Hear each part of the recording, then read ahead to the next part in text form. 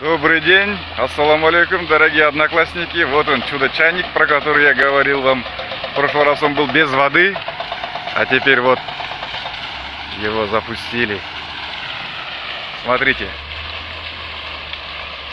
Иллюзия того, что как будто чайник на воздухе висит, и из него льется чай. Фонтан называется чайник. Чудо-чайничек. Вот такие вот новости в солнечном Туркестане.